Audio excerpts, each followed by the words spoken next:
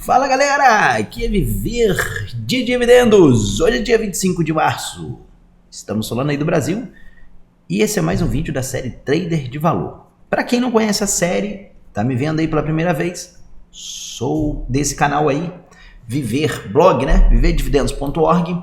Nós estamos tocando uma série aqui no blog que é uma série sobre Trader de Valor. Essa série aqui, ó, fiz um último episódio 25, no qual eu comprei a ação que nós vamos analisar aqui hoje, que é a Autodesk. Vamos dar uma olhada para conhecer um pouco mais quem é a Autodesk, ok? E aí eu geralmente faço um vídeo quando eu estou comprando ali, né, meio que ao vivo ali, faço o aporte, né, e tal. É até bom para ajudar a galera que nunca investiu, nunca comprou, ter uma noção, né, de como é que funciona. Mas nós temos uma carteira aqui de investimento focada em trader de valor. Você vai acessar aqui em cima e aqui embaixo você vai ver que tem alguns jogadores já nesse time. Nós estamos aí com a Shopee, Cloudflare, O'Reilly, Tesla, eu estou começando a esquecer de cabeça, DigitalOcean, DocSign, Twilio, MongoDB, Unity e para fechar esse time a gente escolheu a Autodesk. Essa empresa vai ser a última que eu vou adicionar na nossa carteira. A partir daqui a gente começa, já continuo acompanhando, né? Mas a gente vai começar um acompanhamento mais recorrente dos resultados dessa galera. Algumas dessas empresas já são lucrativas, como é o caso dessa que a gente vai falar. Algumas outras estão começando a ensaiar algum lucro, mas a nossa ideia é comprar crescimento. Então, assim, nossa preocupação maior não é nem que elas deem lucro absurdo, mas sim que elas cresçam, que elas vão sinalizar que vão crescer. E a gente sabe que está num, vamos dizer assim, momento ideal para se entrar num trader de valor. A gente entrou um pouquinho lá em cima, né? Nós pegamos ali, que é difícil acertar esse time, né? Impossível, né? Você pode acertar por sorte, né? Que é tipo, falar que eu programei isso é loucura, foi mera coincidência e sorte do acaso, né? Mas eu peguei ali algumas ações logo no começo do touro e agora o negócio está despencando. E principalmente nas ações de tecnologia, que é onde eu tenho focado as minhas análises, focado ali mais nesse segmento. Tem outras ações aqui já com outros perfis, mas a gente vai falar aqui da Autodesk. Bora lá então. Autodesk, para quem não conhece, essa aqui é a empresa. A gente gosta de começar com uma análise do case de negócio, né? Mostrar o que a empresa faz, né? Então nada melhor do que entrar no site dos caras, né? Eles são uma empresa de software, desenvolve software. E aí, como eu falei, a maioria das empresas ali da minha carteira de trader de valor são empresas de tecnologia, porque é a minha área de expertise, é onde eu trabalho. Eu tenho um negócio de software, então eu entendo muito bem sobre esse segmento, né? Não especificamente o segmento da Autodesk, mas assim, de modo geral, das nuances de uma empresa de software. E aí, tá, aqui a gente tem um ponto, mas o que software que a Autodesk faz? Você, provavelmente, que é engenheiro, já conhece a Autodesk de cor. Você deve ter visto o vídeo falado, Viver, essa aí eu já conheço, porque vou dizer que é praticamente impossível você ser engenheiro sem nunca ter usado um software da Autodesk. A Autodesk é dona, vamos colocar aqui, ela colocou alguns top produtos dela aqui, né? É o site perturbando a gente. E um dos principais produtos dessa menina é esse camarada aqui, ó, AutoCAD. Qualquer um que trabalha com construção já deve ter mexido com o AutoCAD. Mas eles não estão só nisso, eles têm uma gama muito grande de softwares, até mais do que eu imaginava, porque eu cheguei na Autodesk pelo AutoCAD.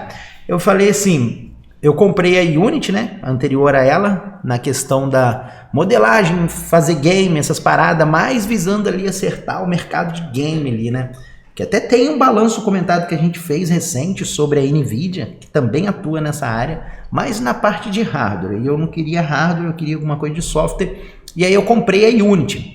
O balanço da Unity é muito pior do que o balanço da Autodesk.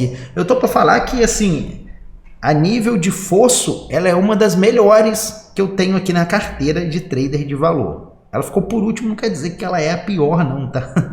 Muitas vezes eu coloquei as mais arriscadas lá primeiro, né? Mas eu gosto muito do case dela e eu entrei nela assim com a intenção de buscar alguma coisa na questão do AutoCAD ali, que eu sabia que o pessoal usava muito AutoCAD. Fiz uma pesquisa de mercado com alguns engenheiros, perguntei se ainda estava muito comum. Eles falaram que ainda usavam bastante, que era o cara dominante ali no mercado. E aí eu falei, vou dar uma olhada na empresa. Aí comecei a vasculhar a empresa e olhando os números e tal. Mas eles têm outros produtos, né? Eles têm um 3ds Max, que é um produto muito conhecido no mercado. Eles têm o Maya, que também é um produto muito forte, a gente vai falar um pouquinho desses caras. Eles têm o Fusion 360, que também é outro produto muito pesado no mercado, muito forte, com market share muito grande. Enfim, fora os outros componentes aqui que combinam ali, né, com o mix de produto deles. Então eles têm aí praticamente 3 segmentos, né? Arquitetura, engenharia e construção, produto de design e manufatura e mídia e entretenimento. Nós vamos falar um pouquinho sobre isso aqui nos balanços de cada um desse segmento, quanto que cada um corresponde no total do bolo. Mas o carro-chefe deles é esse camarada aqui, que é o AutoCAD, na verdade esse cara aqui, né? É o AutoCAD aí, que é o carro-chefe. Mas assim, para vocês terem uma noção, né? Pô, mas Viver, quanto que será que custa um produto desse aí, dessa galera aí? Vamos dar uma olhada aqui, ó. Eles têm até eles estão mudando agora. Começou há um pouco tempo, cara. Eu não me lembro o ano, se tem uns 2 anos mais ou menos, ou um pouco mais. Mas eles começaram a mudar para um modelo de assinatura.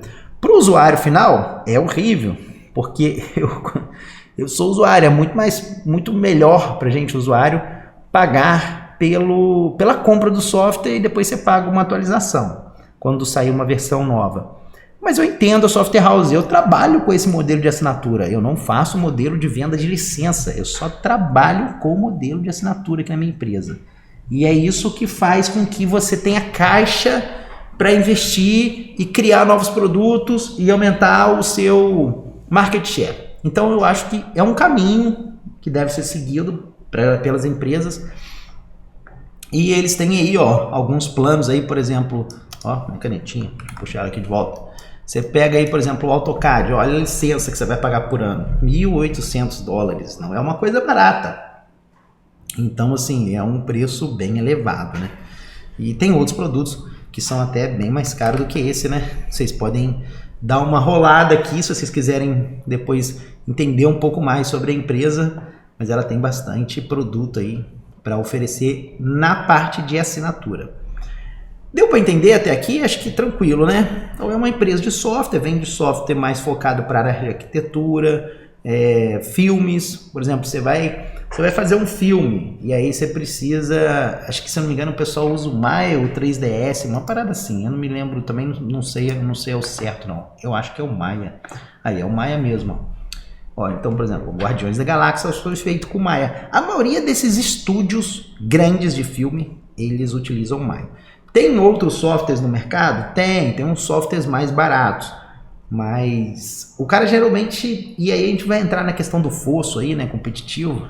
Mas mais pra frente a gente fala um pouquinho sobre isso. Mas os caras são dominantes hoje na indústria de cinema. A maioria das empresas utilizam os softwares da Autodesk para fazer a parte de filme ali, de fazer o design dos filmes, né? Fazer aquela parte do efeito especial, né? Aquelas coisas todas. Então, assim, é bem utilizado o software da Autodesk. Você poderia, se quisesse, até fazer uma dobradinha aí, né? Com a ação que eu falei no último balanço, né? A NVIDIA e a Autodesk. Você meio que casaria ali as duas coisas, né? Porque geralmente os dois estão bem juntos ali nessa parte, né? Então, você vê que são softwares muito robustos e os caras são muito bons nisso, tá? Então eles têm vários segmentos aí bem legais. Vocês podem ir entrando aqui nos produtos que vocês vão tendo uma ideia melhor, né? Naviworks aqui, por exemplo, ó, esse é bem legal. Acho que, se eu não me engano, esse aqui é o de tubulação, que você vai meio que constrói ali, passa as tubulação ali, já compartilha o projeto de tubulação e onde vai passar os canos de eletricidade, de rede, Wi-Fi, essas partes todas. numa construção e você consegue compartilhar com outros membros do time. É bem legal assim o software, né? Meio por alto assim para vocês, né? E tem esse daqui também, Civil 3D, que é na parte de construção. Acho que parece que é uma coisa mais pesadona mesmo, né? Tipo assim, prédio e tal. Prédio não, isso é coisa mais de... Deixa eu ver, uns exemplos de metrô, de ferrovia, de tubulações ali grande, né? Enfim. E você tem aqui em destaque esse daqui, cara. Cadê? Acho que é Revit. Esse aqui também parece bem legalzinho, que faz aí, acho que a parte mais de construção de prédio, né? Tá vendo aqui? Ele fala um pouquinho sobre, tipo, vai ajudar você na parte de construção de prédios e infraestruturas, né? Bem legais. Então esse aí é um resumo dos produtos da Autodesk. Eles vendem software com assinatura. Vamos dar uma olhada agora, então, nos fundamentos dessa galera e ver como é que estão os números. Então a gente entendeu o case, o que os caras fazem. A gente vai dar uma olhadinha nos números e depois eu vou falar do fosso, ok? Bom, olhando aqui no primeiro ponto, né, a questão da cotação dos caras, você vai ver que eles tiveram uma alta aqui bem forte em 2022. Todas as empresas de tecnologia estavam numa subida, né? De lá para cá foi ladeira abaixo, que é onde eu falei que eu tô tendo sorte de estar comprando nesse momento. Você imagina se eu tivesse comprado aqui, ou sei lá, aqui, por exemplo, e tivesse tendo que vender aqui, aí ia ser complicado. Então, o mercado ele é um pouco cíclico, né? Ele vai subir, baixar, subir, baixar, subir, baixar. A gente está pegando lá embaixo agora, depois ele vai subir de novo. E aí o nosso trader de valor vai começar a dar resultados, que é isso que a gente espera. Afinal de contas, eu tenho que comprar o meu Porsche. A ideia do trader de valor surgiu porque eu estava no Uno, literalmente no Uno, né? E eu falei assim, pô, eu quero comprar um Porsche. E aí eu vou juntar dinheiro, mas como que eu vou fazer isso? Eu vou comprar esse Porsche na bolsa. E aí foi que surgiu a ideia do trader de valor. Depois eu vendi o Uninho, comprei outro carro e tal. Mas a ideia do Porsche, romantizando aí, deixei seguindo essa ideia do Porsche aí, né? Mas assim, vamos lá. Olhando aqui agora os números, né? O que a gente pode ver? Receita por ação. Vamos... Pô, o bom desse site é que ele traz um histórico muito grande, né? Eu fiz um review sobre esse site aqui também. Dá uma olhada aí no nosso canal. Mas a gente tinha aí $7,97 de receita por cada ação. E agora nós temos $23. Isso foi em 2007, né? Pré-crise de 2008. Vocês podem ver que durante a crise aqui praticamente ela não caiu, mas aqui ela deu uma bambeada aqui em 2010, mas retornou logo. Então assim, é uma empresa que demonstra uma certa resiliência na crise. Tem que fazer um estudo mais a fundo e eu vou fazer isso mais para frente. Depois eu fiz um primeiro aporte, então vamos entender depois mais para frente o que aconteceu, porque você vai ver que tem uma disruptura muito grande aqui em 2016. Precisa entender o que aconteceu com essa empresa em 2016, porque se você observar, em 2017 nós tivemos uma ruptura aqui muito grande, entendeu? E aí a gente precisa entender direitinho aí o que aconteceu. Bom, vamos lá então. A nível de receita, é isso que a gente esperava. Os caras estão crescendo, saíram aí de 2017, que quando começou a ter esses problemas, para $9 e bateu 23. Acho que ela tá na sua melhor fase, né? Assim, a nível de crescimento. Então tá muito bem. O lucro por ação não é um critério que eu tenho usado no trader de valor que a empresa tenha que dar lucro. Mas o mercado no momento está exigindo muito empresas lucrativas, porque o dinheiro está escasso. Se a gente tivesse numa era de juros baixos, isso daqui seria irrelevante para o crescimento do valor da ação. É um plus, mas também não é um critério para mim, porque eu sei que os juros não vão ficar nesse patamar. Bom, espero que não, né? Vocês estão vendo o colapso econômico está acontecendo aí. Eu estou falando no Twitter lá. Fiz um vídeo sobre por que o Silicon Valley Bank quebrou. Expliquei no vídeo essa questão da taxa de juros. Então, acho que eles vão ter que descer esse negócio. Mas, de modo geral, eu tenho procurado empresas agora, nessa reta aí final, que sejam um pouco mais lucrativas e estejam fazendo dinheiro com o próprio negócio, né? Sem precisar de injeção de capital. A Autodesk, ela tem um ponto negativo aqui na geração de lucro, porque ela teve um trimestre, 2, 3, 4 trimestres com prejuízos muito altos, né? Pô, $2,58, sendo que ela nunca tinha tido lucro desses patamares. O prejuízo dela, aconteceu algum buraco aqui nesse negócio, eu vou entender isso mais pra frente, a gente vai fazer uns outros vídeos e abordar um pouco desse tema. Mas o lucro por ação dela, hoje atualmente, olhando aí 2022 para 2023, parece que tá legal. Teve uma queda em 2022 para 2021, não foi muito bom a nível de números, mas eu acredito que esse 2021 aqui foi um não recorrente, alguma coisa aí que aconteceu, porque você vê que como é que 2020 está bem disparate de lá. Então tem alguma coisa aí nesse meio do caminho. Pode ser alguma aquisição, alguma coisa. A gente vai tentar dar uma olhada mais para frente também. A minha ideia que também não é detalhar a empresa inteira não, tá, galera? Eu só meio que botei um pezinho ali e vou ajustando depois. Então, continuando aí, o que a gente pode falar aqui?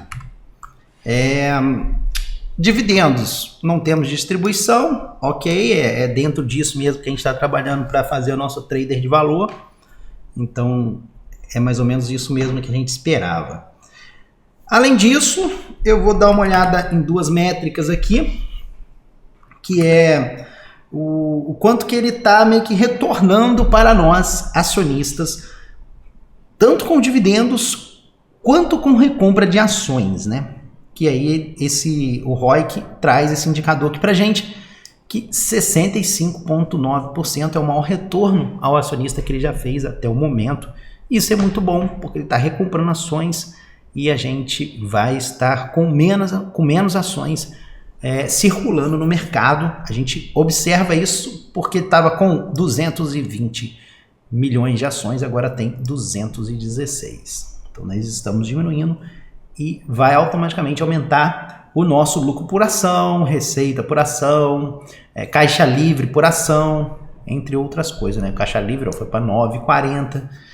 Então tá sobrando grana, tem que estar mesmo aí distribuindo. Isso aqui basicamente, sei lá, sobrou 100 dinheiros lá no final do mês, né? No final do trimestre lá, vamos dizer assim, 65 dinheiros foram distribuídos de volta para os acionistas e os outros, a diferença ali foi investido no próprio negócio. É mais ou menos isso. Então, é um percentual legal. Geralmente a gente espera aí que tenha acima de uns 30, até mais do que deveria, né? Mas tá bacana. Aqui a gente dá mais uma olhada aqui na questão do crescimento. Isso daí que foi um problema, cara, porque ela é uma empresa que passou nos últimos anos por uma certa instabilidade. E isso daí eu vi como um ponto negativo para se investir na Autodesk. Tem um case muito legal, parece que tem um fosso competitivo interessante, que eu vou explicar já na sequência, mas aí isso não tem se traduzido muito em números, né? E aí você vê esse alto e baixo dela aí, que precisa de dar uma ajustada nesse cenário dela aí. Vamos dar uma olhada na dívida, né? E ver como é que está o endividamento, né? Key Ratios, vamos só dar uma olhadinha aqui rápida. O índice combinado de juros dela tá 14 pontos. A gente sabe que o ideal aí é que esteja acima de 5, né? Tem que estar com mais de 5 para considerarmos que ela não está endividada, que a dívida não é um problema para o caixa dela. A gente tem um artigo aqui no nosso blog no qual a gente fala sobre o índice combinado de juros, que é a melhor métrica que eu entendo para avaliar o quão endividado está uma empresa, né? Tranquilo assim nesse sentido, mas eu gosto só de dar uma olhada mesmo para ficar mais seguro nesse quesito. Então deu para a gente ter uma noção aí, né? Se você puxar aqui o gráfico da cotação, se vocês forem observar nos últimos 10 anos, né, nós temos uma saída aí de $58, né, para hoje aí 190 e pouco. Tivemos aquela queda de, sei lá, 40%, é uma boa oportunidade de compra, né, desde o seu topo em 2021 ali, mas enfim, é uma ação que está bem descontada aí sobre o seu histórico, né? Mas é difícil da gente conseguir fazer um valuation dela para saber se ela tá cara ou tá barata, porque ela é muito volátil, então não tem uma tendência de crescimento. Quando a gente tem uma previsibilidade de crescimento, a gente consegue projetar esse crescimento dos lucros, ou o crescimento da receita e do fluxo de caixa livre, e aí a gente consegue descontar isso, joga para o futuro e desconta isso para o presente, para a gente ter uma noção do quanto que ela estará valendo no futuro, né? Comparado com hoje, se está alto ou baixo. Por essa dificuldade acaba sendo meio complicado, né? Eu tentei meio que fazer aqui um pouco de valuation aqui, mas acabou que eu falei, cara, não tem como fazer um valuation com 4 anos ali, é muito pouco, entendeu? Então eu acabei meio que descartando isso. Mas assim, olhando para o histórico para trás, ela teve uma tendência aí de ter um PL um pouco alto, né? Você vê aqui, ó, os PL de 35, 52, ó, 39, então tá mais ou menos aí nessa faixa. Ainda assim, parece para algumas pessoas que tá um pouco descontado, né? Comparando com o resto, né? Porque a gente ainda tá vendo um PL bem acima dos 30 e poucos ali, mas não usaria isso de métrica para entrar ou sair. É só mesmo um comentário. Antes da gente entrar aí na parte do fosso competitivo, deixa eu só comentar um pouquinho com vocês, porque muita gente às vezes chega aqui no nosso canal, não sabe, né, o que a gente é, né? Somos aí o Viver Dividendos, temos um blog de investimento, a gente fala sobre ações na Bolsa de Valores americana, ensina a abrir conta, mandar dinheiro para lá, toda a parte de imposto, tributação, enfim, tem bastante conteúdo. A gente tem aqui no nosso blog também uma área de membros, né, no qual a gente tem uma carteira privada, né, que é as carteiras que eu considero os melhores ativos no momento para se investir na Bolsa de Valores, né, e com foco ali não é trader de valor, ali é viver de dividendos mesmo, foco em aposentadoria para se viver com o fruto do rendimento dessas ações. E é isso que eu tenho feito na minha vida pessoal. O meu patrimônio está 100% na Bolsa de Valores e nessas ações que eu selecionei aqui, todo o meu retorno que tem aqui de dividendos, crescimento de ações, que vocês veem aqui no blog, quem me acompanha há mais tempo sabe do meu track record aqui, histórico, muito bom, batendo no mercado já há vários anos. Isso tudo a gente coloca aqui nessa área privada dos membros aqui. Você vai assinar lá e vai ter acesso a todo esse conteúdo. Feito aí o merchan aí, bora continuar, né? Vamos falar um pouquinho do fosso, né? Que eu gosto de analisar ali o fosso competitivo da empresa. Aqui é só para a gente ter uma noção, né? Que do trimestre, vamos pegar do anual, que acho que fica melhor, né? Ela vai segmentar a sua receita geograficamente falando, né? Então ela vai, a Ásia aqui nós temos 1 bilhão praticamente, né? Você vê que é bem diversificado a nível geográfico as suas receitas, né? Nas Américas aí um crescimento de 19% e 12% na Europa e árabes, né? O mercado árabe ali. Então, a nível geográfico não vemos maiores problemas com relação a ela. A nível de produtos, eu acho que a gente precisa de ter uma melhora nesse sentido, principalmente nessa parte de marketing e entretenimento, que ainda é um pouco é pequena ainda, mas eu também não sei se é um mercado que tem muito para ela crescer também ali, porque ela já tem uma fatia muito grande o mercado, acho que em si é menor mesmo, né? Mas assim, tá com uma taxa de crescimento muito boa, de 22% sobre um ano e outro. E aí ela separa aqui da parte de arquitetura e engenharia civil, né? Ela meio que tem aí 2,2 bilhões e sendo 1,3 só do AutoCAD, né? Ela meio que coloca como se fosse um produto à parte, porque é o carro-chefe dela, né? E aqui nós temos a parte de manufatura. Então, às vezes ali ela vai fazer algum trabalho, por exemplo, eu fui comprar uns tempo atrás uns móveis, como é que fala? Pré-fabricado? Não, que o cara faz sobre encomenda lá, né, que ele faz o móvel para você, esqueci o nome disso. Mas eles estavam usando um software da própria Autodesk, isso aí deve ter que uns 3 anos atrás, mais ou menos, que eu fui comprar. Móveis modular, né? Acho que é modular que fala aqui no Brasil. Então, assim, é um ponto e tem uma boa fatia nesse segmento. Eu gosto muito de empresas de software porque ela tem um fosso competitivo no sentido de é muito difícil para você trocar um software igual, por exemplo, um AutoCAD. Vamos supor que você tem uma firma de engenharia. você trocar o software para um outro software de engenharia é praticamente impossível aí, né? Se você tem uma firma muito grande, já o software está bem implementado, porque você para pensar, o trabalhador, né, o profissional, ele já está habituado com aquele software, com a maneira como o software trabalha, como o software lida com os projetos, né? E você começar a migrar ele para um outro software, ele vai ter que perder a produtividade, porque ele vai estar trabalhando com uma ferramenta que ele não conhece, que ele já está há vários anos já trabalhando com aquela ferramenta, e isso pode ser bem complicado. Numa outra ponta, né, a gente teria também, não é esforço do cara aprender um software que é pouco usado no mercado. Ele geralmente vai procurar um software que é mais usado nas firmas de engenharia. Então, qual software que ele vai usar? Já vem na cabeça dele o AutoCAD. Eu preciso de saber o AutoCAD. É uma ferramenta obrigatória. Então, meio que é uma coisa que não tem como você fugir. Você vai ter que conhecer. E à medida que você tem mais engenheiros trabalhando, é um ciclo que ele se autoalimenta, porque você já tem um market share. E aí, para a pessoa entrar naquele mercado de trabalho, ela precisa de aprender aquele software. E automaticamente você vai cada vez mais aumentando o número de engenheiros que conhecem a sua solução e trabalham com a sua solução.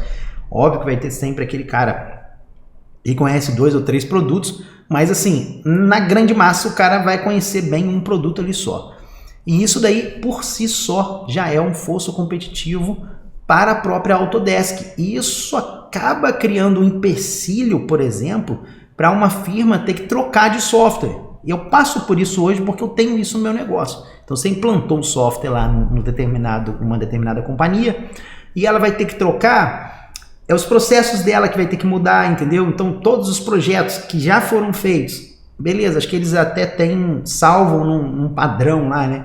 Mas, enfim, a manipulação daqueles projetos no outro software dá trabalho com a equipe. Então, assim, é um desgaste muito grande para uma ferramenta que não é o seu core business. Seu core business é construir. Você usa essa ferramenta para chegar nesse objetivo final. Então, acaba que o cara não mexe no negócio. Isso fortalece ainda mais a Autodesk. O que nós podemos citar como riscos, né?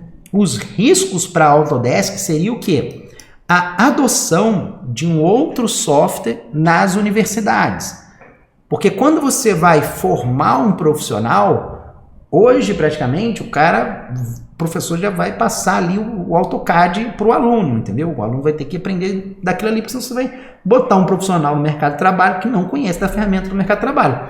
Mas se as faculdades começarem a trabalhar com uma outra ferramenta, e isso daí eu não sei se seria possível, né? Porque como é que a faculdade vai formar os profissionais em outra ferramenta, sendo que todo mercado usa a ferramenta A? Aí ele vai formar o cara com a B? Vai servir muito. Então, é meio que um risco, mas é muito improvável de acontecer esse risco, entendeu? Mas precisa ser citado. E isso não pode ser descartado. Na programação, é muito mais dinâmico do que isso, mas eu vi muito disso acontecer. Então, por exemplo, você tinha um Java, que era a linguagem de programação dominante no mercado. E aí, os professores das faculdades começaram a ensinar, na época, acho que foi Python lá. Tipo, os caras começaram a focar muito em Python. Hoje em dia já é mais JavaScript, né? Mas assim, na época lá foi muito em Python. E aí começou a desaparecer aquele mercado de Java, né? E começou a aparecer mercado para o pessoal de Python.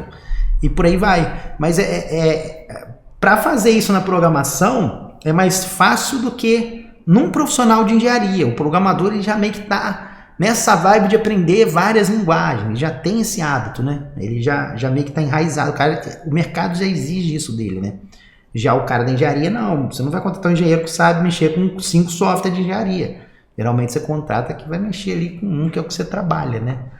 Então, e muitas vezes até a própria empresa, o programador tem que saber mais linguagem. Por exemplo, aqui na nossa empresa eu devo usar aqui, acho que por alto, umas 4 linguagens diferentes para fazer determinadas coisas. Tem linguagens que são melhores em alguns cenários, outras são melhores em outros.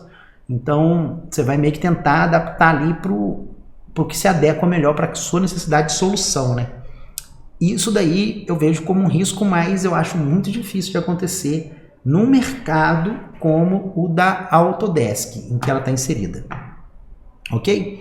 Então eu acho que esse daí seria o principal fosso, e isso é o que me atrai na Autodesk, essa resiliência. Mas se eles não souberem trabalhar isso, pode ser bem complicado, porque você precisa de ter um bom produto, porque senão você acaba perdendo. Eles podem fazer um software que não seja o que o mercado espera, entendeu? E isso pode ser bem complicado, entendeu? Então é uma barreira. Aí eles estão fazendo uma outra mudança, que eles estão trabalhando com isso daqui, ó. Quer ver, ó? Que é o número de subscrições, né? Eles estão mudando o modelo dele para um modelo de assinatura. Então você tem aqui, sei lá, 6.742 assinantes, né? Você vê que está numa crescente, né? Isso é muito bom, por um lado, porque traz caixa recorrente para o seu negócio, faz com que você tenha dinheiro para investir no seu negócio, torna a sua empresa mais lucrativa, você pode criar novos produtos com aquele caixa e gerar mais renda ainda. Porém, eu entendo isso também como um risco. Por quê? A barreira de saída de um usuário que pagou uma licença é muito menor do que a barreira de saída de quem está em subscrição.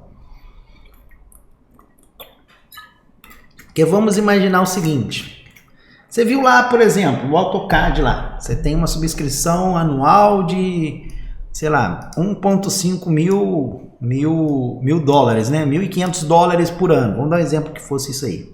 Vou botar aqui $1.000 por ano para facilitar nosso raciocínio. E você tem, por exemplo, uma licença do AutoCAD que, sei lá, se o cara fosse comprar no modelo de licença, ao invés dele pagar $1.000 por ano, ele ia pagar $10.000 na licença. O cara comprou a licença do AutoCAD. Qual é a chance que tem dele migrar para outro software? Ele pegar esses $10.000 que ele comprou, jogar no lixo e começar um outro projeto com outro software? É muito improvável. Mas aqui é muito mais aceitável com que ele faça isso. Presumindo que ele tem os profissionais que eu falei antes, né? Mas aqui é muito mais aceitável. Por quê? Porque o gasto dele é menor.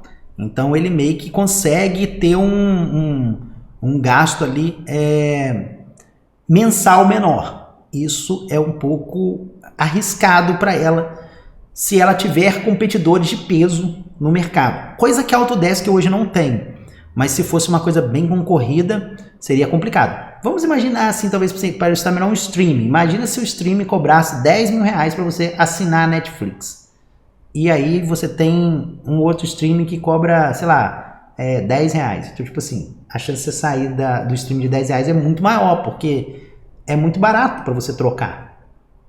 Porque você já não teve um alto investimento lá atrás. Então isso também, você precisa de pesar um pouco nisso daí. Ok? Mas também em contrapartida, a gente tem o seguinte cenário, né? Porque quando você tem uma licença, tipo essa daqui de $10.000, você exige muito capex das empresas, muito capital para se investir.